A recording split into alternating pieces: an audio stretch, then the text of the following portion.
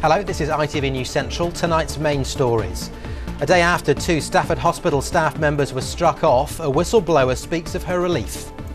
Pleased that the NMC have come to the decision because of the wider message that gives, and I hope now we can draw a line in it and move forward, and that people can learn from it and we can improve standards throughout. One sporting star's thoughts on the London 2012 legacy. A lot of clubs in the Midlands have said that they've got a waiting list, to put children on waiting lists. A rose garden to recognise the women who risked their lives in the Second World War. Welcome to one of the country's latest listed buildings. It's a signal box.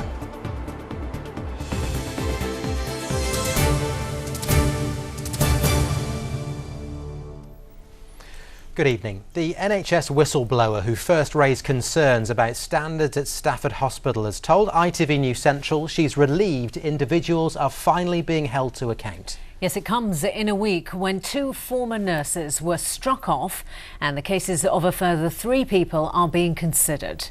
From Stafford, Gareth Owen reports. There have been campaigns, inquiries, reports, recommendations. But this week, finally, individuals have been held to account for the scandal at Stafford. Yesterday, the Nursing and Midwifery Council struck off nurses Sharon Turner and Tracy White, finding them guilty of shocking negligence and bullying at Stafford Hospital. And today, in London, the same organisation has been considering the case of the most senior nurse here at that time, Director of Nursing Jan Harry. She's accused of misconduct which put patients in danger. Her charge sheet includes bullying, reducing members of staff to tears and misleading senior hospital managers. This evening the panel failed to reach a verdict and the hearing has been adjourned. But the very fact that hospital staff are being held accountable has made the last 6 years all worthwhile for the woman who raised concerns. Whistleblower Helene Donnelly told me her reaction to this week's verdicts. I was quite emotional, to tell you the truth. As I say, it's a very sad time for all involved. It's not something you can ever feel happy about, but I am pleased that the NMC have come to the decision because of the wider message that gives, and I hope now we can draw a line in it and move forward, and that people can learn from it and we can improve standards throughout. At the moment it's not clear what the future holds for those found guilty of wrongdoing here. Tracy White, although struck off from nursing, is currently an NHS manager and could, in theory, continue to work for the trust. Well, yeah, I mean, certainly they are not allowed to practice now as nurses, but I think that if there is a consideration to them withholding management positions, I think that would send entirely the wrong message to the nursing profession, to all staff and to the wider public. I think that it would be very sad if that occurred because of all that has been done so far. The Nursing and Midwifery Council will continue to consider the cases from Stafford's years of shame, and while they do, new revelations will continue to hit the headlines. Gareth Owen, ITV News, Stafford. Well, yesterday, Mid Staffordshire NHS Foundation Trust said it will carefully consider the panel's decision. Today, they declined to comment further.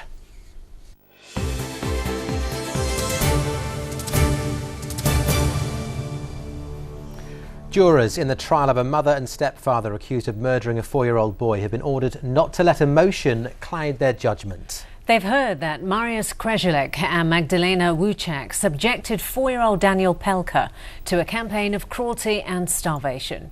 Callum Watkinson, who's been following this case, is in the newsroom with the latest. Yes, the jury at Birmingham Crown Court has now sat through some 8 weeks of evidence. That's included text messages between the defendants, testimony from medical staff and school teachers, and several days of evidence from the defendants themselves. They both deny charges of murder and causing or allowing the death of a child. And as she summed up the case for the jury today, the judge, Mrs. Justice Cox, warned them to be on their guard against emotion, telling the jury to act calmly and objectively when they retire to consider their verdict. Please, she said, do not let emotion or sympathy for little Daniel or feelings of revulsion at some of the evidence or hostility towards either or both of the defendants cloud your approach to the evidence in this case. Well, Daniel died from a head injury at the beginning of March last year, but it's alleged the two defendants also systematically denied him food in the 6 months or so leading up to his death. Now, as I said, both defendants deny all the charges, and this trial at Birmingham Crown Court, though now in its final stages, continues. Callum, thank you very much. Now, just a day after the Chancellor George Osborne announced the UK economy is on the mend, there's bad news for one Midlands electronic company where 240 people have tonight lost their jobs. Yes, Greenwood's Communications in Coleshill in Warwickshire has called in the administrators. Our business correspondent Mark Goff joins us now. Mark, what did the company do and what's gone wrong? Well, they used to make electronic equipment and provide services to mobile phone companies like Virgin and O2. 268 people work for the company in total, 210 at the headquarters in Coleshill in Warwickshire, and they've got 58 field engineers around the country. Now, sadly, 242 of those people have been made redundant. 26 are being kept on to help the administrators. So, what went wrong? Well, they ran out of money, but it also looks like they were owed a lot of money. At the back end of last year, they were owed quite a lot of money by quite a big creditor. In February this year, it went into administration, and that was bought by new owners, and they did inject some money into the business. But every month since then, it's lost money. April, May, March, didn't make a penny at all. Then on top of that, it's lost a big contract with Cable and Wireless. I'm hearing about £3 million, so it just looks like that was really the final straw. Now, strangely, this company was sold last Friday. And it's not the old owners who've put it into administration, it's these new owners who've put it into administration. Even though they've only had the company for 6 days, I'm trying to get to the bottom of that. So the local MP, Dan Biles, has been helping the firm over recent months. He spoke to the taxman, he spoke to the local council to try and get like a tax rebate and a business rates rebate for the company, which he succeeded in doing. But it's all been to no avail because tonight, as I say, 242 people and families out of work in Coleshill. I think it's going to be terrible on two levels. Firstly, because Greenwood's is a very popular, well-known company. It's a family-run company. John Greenwood started it several decades ago, virtually from scratch, and built it up to what it is today. And they're very well-known locally. Secondly, of course, the impact that 300 people, 300 families who will no longer have an income coming in. They're not going to be spending their money in the local shops in the high street. So yes, I'm concerned that this could have a terrible impact on the town of Coleshill and surrounding area. I'm told it wasn't much of a surprise for the workers because they knew the company was in trouble. I think it was a surprise because, of course, they were only bought last Friday. But Dan Biles, the MP, says he's talking to Job Centre Plus about putting some kind of package together for the 242 people who've sadly lost their jobs tonight. OK, Mark, thank you. Birmingham Airport has told the government that it could build a second runway and handle 70 million passengers a year. The airport, which is extending its current runway, now has 9 million passengers a year. The Airports Commission will decide by December if Birmingham's proposal will go on a shortlist for further consideration, along with expansion of Heathrow or a new London airport. At the moment, it's clear we don't need a second runway because we can put another 27 million people through this airport, and that's what we've told the Airports Commission. But what the Commission's asked us to do is look 100 years in the future and look at what might be needed then. So it's prudent to see where we might put extra capacity. 2 drivers are being questioned by police after a series of serious crashes on the same stretch of A500 in Stoke-on-Trent. In the early hours of this morning, 2 lorries were involved in a crash with a broken-down car. Within 15 minutes, 2 other lorries hit stationary police vehicles who attended the scene. More than 500 accidents involving 1,000 vehicles have taken place on the A500 in the past 6 years. ITV News Central understands secret talks held yesterday between Coventry City and the Ricoh Arena to try and keep the club in the city have failed. Since then, the Sky Blues has released a statement saying they've agreed terms to buy a site to build a new stadium within 6 miles of Coventry city centre. The club's planning on using Northampton Town's Sixfields Stadium for at least the next 3 years. A memorial rose garden has been opened in Staffordshire in recognition of thousands of women who risked their lives making ammunition during the Second World War. For years, the service and sacrifice made by women during the war went largely unmarked.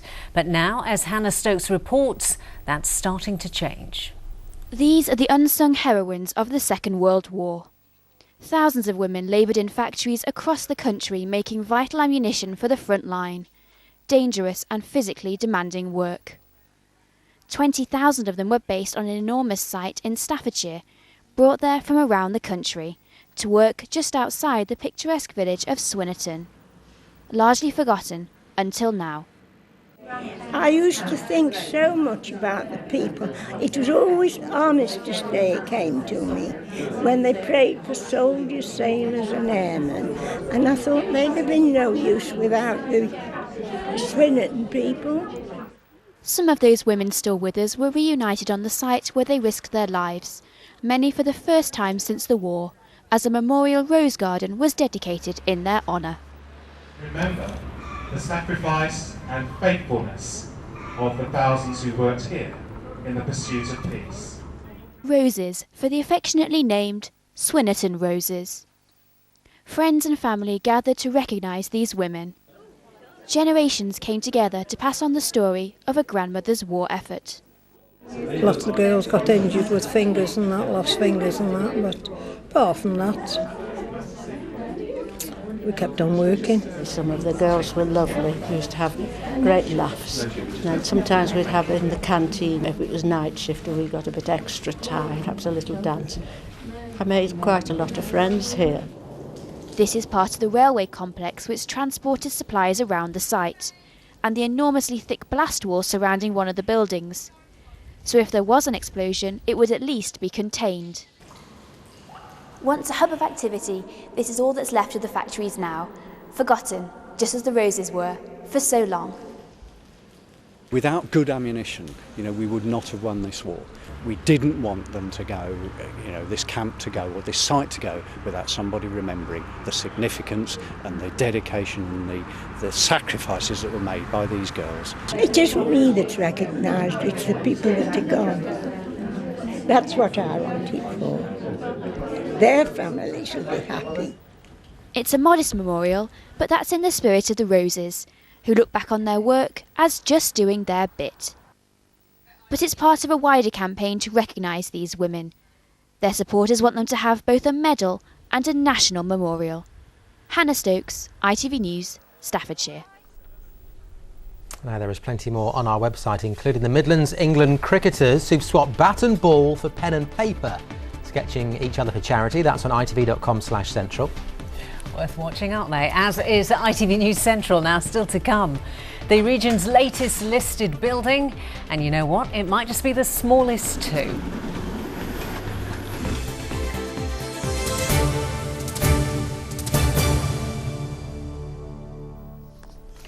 Now, as you're aware, ITV News Central and the Daily Mirror are joining forces to find the individual you think deserves to be crowned our local hero of 2013. Yes, we're looking for people who go the extra mile to be a real force for good in their community. They could be volunteers or professionals who go way above and beyond the call of duty.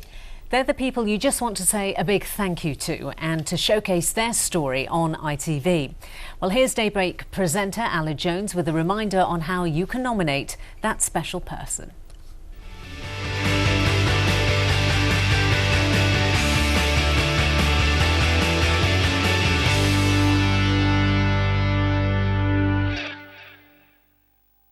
The ITV Local Hero Award is a way of rewarding someone you know who deserves to have their achievements recognised. Someone who works tirelessly to improve your community, a dedicated charity fundraiser or campaigner, a courageous child or adult, an exemplary teacher or care worker, anyone who's made a big difference, not just to you, but to others in your community. The award will form part of the Daily Mirror's Pride of Britain Awards, which I'll be helping to judge and which will be screened on ITV later this year. So if the ITV Local Hero sounds like someone you know, then why not nominate them by going to itv.com/Pride of Britain. That's all one word. And mark your nomination, ITV Local Hero. Now, on the 200th anniversary of the Jane Austen novel Pride and Prejudice, a new exhibition is opening at Chatsworth House in Derbyshire, where one of the film adaptations was made. Keira Knightley and co brought a touch of showbiz glamour to the stately home in 2005. It's the location, of course, of that famous fountain scene, ladies. Yeah, we're not showing it to you. Calm yourselves down. Well, it's thought Jane Austen visited the Peak District and that Pemberley, the home of the dashing Mr Darcy, was based on the house. And the links between the house and both the novel and the film are being explored. We're looking at the book, but also similarities between Chatsworth and Pemberley where they exist, and also similarities between the 6th Duke and Mr Darcy, of which there were quite a few. One of the really exciting things, though, is that it's an opportunity to see the Veiled Vestal, and this is an iconic piece of sculpture at Chatsworth, particularly since the filming. It's a piece that Keira Knightley looks at in the sculpture gallery during the filming, and as a result people are very fascinated by it. I'm sure they are. And from a famous house now to one that could potentially be famous, because earlier this week we saw the future King George VII being presented to the world. But when the Straw family moved into their modern North Nottinghamshire home in the 1920s, King George V was on the throne. Well, all the family have long since gone, but inside the home is frozen in time. Sarah Clark reports. Number 7 Blythe Grove. From the outside, an ordinary semi-detached house, but once inside, it's like stepping back in time. Mr. William Shaw and his family moved in 1923, but it wasn't until 10 years later that the house became a snapshot of a bygone age. Unfortunately, when he died suddenly, the mother went into mourning and kept the house very much as the father had it. And then when the mother died a few years later, William, the eldest son, returned and found the house, his family home, if you like, his childhood home, very unchanged. He wanted to sort of keep that and keep those memories. When the last son, Walter, died in 1990, he left his home essentially unchanged for 80 years to the National Trust. William Sr. was the only family member that smoked, but yet the cigarettes still remain on the mantelpiece as if he would step back in at any time. All the living pieces, if you like, in the house, so your food dates right up until sort of the late 70s, early 80s. So there are small changes here. There's a cooker put in the kitchen, which you would see as a modern cooker, but it dates from sort of the 50s, 60s, you know, so in our eyes it's actually quite old and retro, but really for this house it's really quite modern. It's almost like a time capsule in many ways. I don't know whether they were eccentric, but I think both William Jr. and Walter were extremely fond of their mother. She wanted it left as her husband had it. They were fulfilling her wish. A wish that's now being continued by the Trust, who are helping preserve the house for generations to come. Sarah Clark, ITV News, Worksop. It's fascinating, isn't it? But I don't know if it's a museum or a mausoleum. I tell you what, it makes me feel better about not having hoovered for over a week. Is that wrong? Probably is. Could be some medical conditions in those food tins, couldn't there? Quite but you possibly. never know. Don't open them. Later in the programme, by the way, we'll be staying with historic buildings as we take a trip to the railway signal box that's just been given listed status.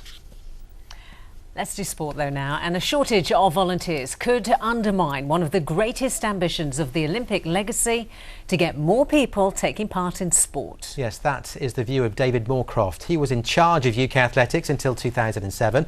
Now, a year on from London 2012, he spoke to our sports correspondent Steve Clamp and shared his concerns for the Olympic legacy. He was a record breaker.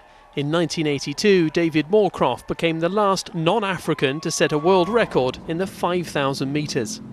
15 years on, his love of athletics led to him taking a phone call, offering him the chance to take charge of UK athletics.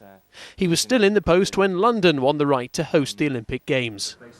Now he's still very much involved in sport, and while he lives in Coventry, much of his work takes place here at the offices of Join In London. Their mission to encourage more people to take part in sport. But 12 months on from the Olympic Games, David feels there is one major stumbling block.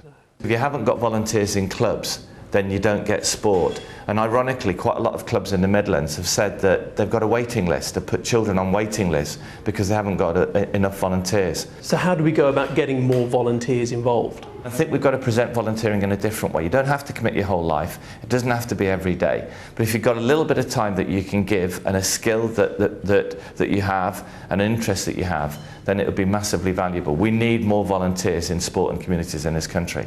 So a need for more to give their time, but elsewhere David highlights the many Midlands success stories, including Birmingham hosting the Jamaican team, the training camps at Loughborough and the faultless organisation of the Torch visit to the region.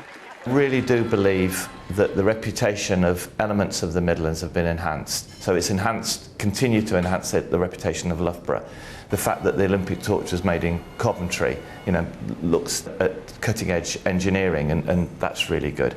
But every year, the distance, it won't be quite the treasured memory as it is this year. And that's why we need efforts like Join In and lots of other projects to keep the momentum going. And of course, there were the stars of the Games, inspiring others to achieve. A lot has changed since David set his world record. He was still a teacher alongside being a runner back then, but he still inspired others. People at home who are into sport but don't know how seriously to take it, describe for them what it's like to be successful, to be one of those medal winners. To pull on a Great Britain singlet or an England singlet or Wales, Northern Ireland Wales singlet is just phenomenal. To compete for your country, to go to an Olympic Games, to win medals or break a world record is just, there's no feeling like it. But actually to be the best you can be is similar. And I think the Olympics and Paralympics give that in spades. Well, Steve joins us now in the studio. And Steve, we heard there from David Moorcroft, who is, of course, a great ambassador for the Olympic Games. Now, he voiced concerns about the volunteers. Does that mean that the Olympic legacy isn't delivering? No, I don't think we should go that far. I think the point he made that there's actually a lot of children now in queues at clubs and not enough volunteers, there's a plus in that. Children are going to these clubs, they want to take part in sport. I think a lot of it is working, as we've heard over the last couple of days. There is a lot more interest, a lot more investment coming from businesses. But a point David also made to me is this. 1 year on, there's a lot of hype. He said, look at Australia after the Sydney Games. 1 year on, there was still a lot of buzz. 10 years on, almost no evidence of a legacy. And that is what they'll be keeping a very close eye on in the days ahead. So come back and ask me in 9 years' time, yes. Is it working? That'll be the big question then. But for the moment, mostly good. But yes, more volunteers. If you want to volunteer, they want you. I tell you what's also scary is that it's a year ago that we were sat starting to watch the opening ceremony, you know. I don't know what you guys did, but sat there with your beers and your... Yeah, the whole country did, didn't Yeah, absolutely phenomenal. It was scary. It was tremendous. And wow, what a time. Thank you, Steve. And we like your optimism that we're going to be here in 9 years' time. Yes. Stay right there and wait. We'll keep using that cream, shall we? Now, the ITV News continues with the national and international stories at 6:30. Here's a look at what's happening with Natasha Kaplinsky. Disgraced broadcaster Stuart Hall's prison sentence is doubled. He could now face 30 months for abusing young girls after judges ruled the original sentence was inadequate.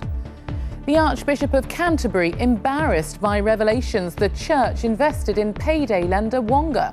Young runner Adele Tracy is nominated by Dame Kelly Holmes, MBE. And 12 months on, what happened to one of the stars of the Olympic opening ceremony?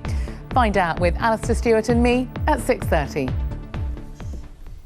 Now, when you think of a listed building or monument, you maybe imagine an old town hall or some rare public architecture from the distant past. But now, a Grade 2 listing has been given to 26 buildings in England that are rather different to the norm. Yes, that's because they are Victorian railway signal boxes. And one of them is thought to be the oldest operational box on the network. It's also one of many currently facing closure. Here's our transport correspondent Keith Wilkinson. The train approaching from Shrewsbury is about to pass a listed building.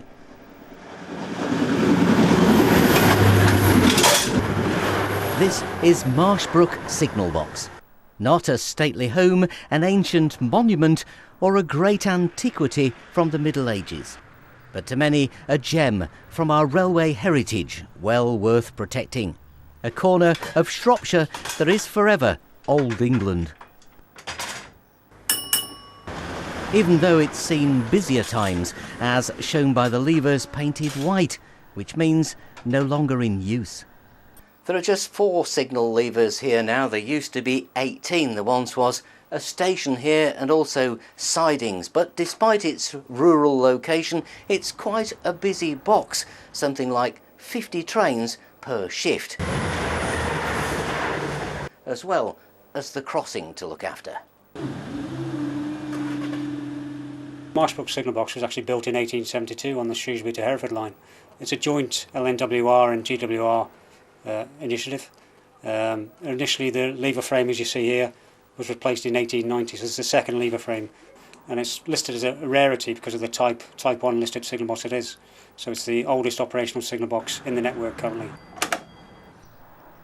Marshbrook has been given Grade 2 listing. It's part of a preservation scheme by English Heritage and Network Rail. In the 1940s, there were something like 10,000 signal boxes. Today, fewer than 500 survive. And as the railways are modernised, many are still closing. like this one at Blakedown in Worcestershire. They're being replaced by modern signalling centres like one in Derby. There aren't many people who live nearby, and today locals were surprised at the listing. Well, I think it's a good idea because we've got the station house opposite and it goes very well. It goes with it. So it's been part of the landscape for a long time. I know the pub's listed, but I'm really surprised at the signal boxes. And don't you think it's something that's worth listing? I don't really see the point in it, to be quite honest.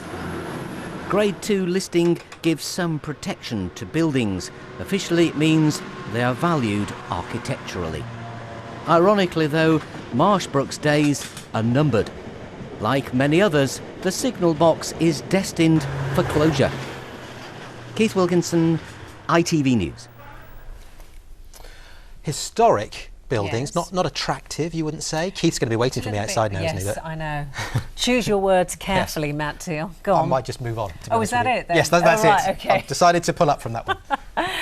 He's taken the easy option. Yes. Now, this weekend, thousands of people are expected to fly out of the Midlands airports on their summer holidays. Yes, but not everyone is choosing to go abroad. Emma Jesson has been to meet some people who are enjoying the seaside close to home. Northfield has been a magnet for people from across the region over the last couple of days. More than 5,000 to be exact. But why? Yes, they brought the seaside to the suburbs. Liz, Rebecca, what's it all about? Well, a lot of people in Northfield don't actually get the opportunity to go on holiday, and at Visit Northfield we support local businesses and local community, bringing people together to put on this event that you can see today, and it's been very, very busy. It is, it's the second year. It's all about developing the community. Let's see if they're enjoying it down here. They're getting in and getting a little bit sandy. What have you been up to so far? I've been doing a sandcastle. Have you? And something's happened to your face as well. That happened while you were building the sandcastle. I went and had face paint. What do you think of it here? I think it's really good and enjoying. I've had a nice time today and I think it's really been good.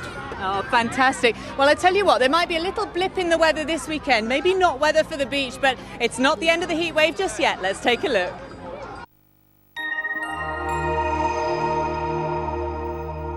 This'll keep your ears warm, but you can't hear anything.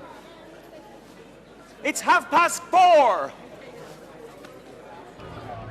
So is the weather bailing out for the weekend? Well, it could be worse. There will be a bit of a blip and then the sunshine will return, but it won't feel quite as hot and humid as it has been doing of late. Not quite the end of the heat wave. Oh no, there's a bit more sun to come. And Trixie here is keeping an eye on things, and she might well do so because low pressure's in charge at the moment. That would mean sunshine and showers in general, but in actual fact there could be some very heavy downpours as we head into tomorrow afternoon. There's a lot of uncertainty as to how far north and west the heavy showers are going to spread. Now they're pushing up from the south, so we'll hang on to these lovely fine spells of sunshine into this evening till the sun sets about 9:10, and then overnight it'll be mostly fine as well and quite warm feeling, but cloud increasing from the south all the time. Into tomorrow morning, mid to late morning, there might be one or two isolated showers around from the southeast there, but generally staying dry for many parts through the morning. Increasing cloud, and by the afternoon heavy downpours around, and they could be more steady rain followed by heavy downpours giving quite a lot of rain in a 12-hour period. Here's your pollen. Flybe, sponsors of ITV Central Weather.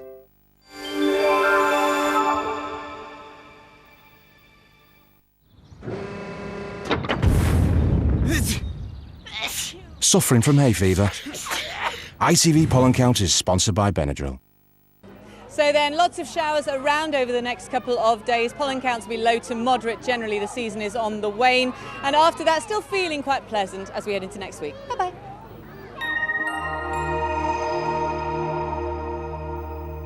So just to reiterate what Emma said, the heat wave hasn't ended, because that's the question we've been bugging her with today, isn't absolutely. it? Yes, it's going to stay, but perhaps not as hot as it's been. Please, as long as possible, just at least through the weekend. That's about it from us. The ITV News continues with the national and international news coming up shortly. Stay with us for that. But from now, from all of us here, goodbye. Have a nice weekend. Bye-bye.